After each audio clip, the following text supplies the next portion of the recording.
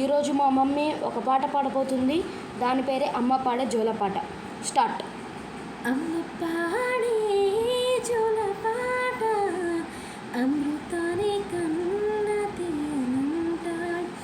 నమ్మ పాడే నాని పాట తేనెలూరి పారేరునంటాడు.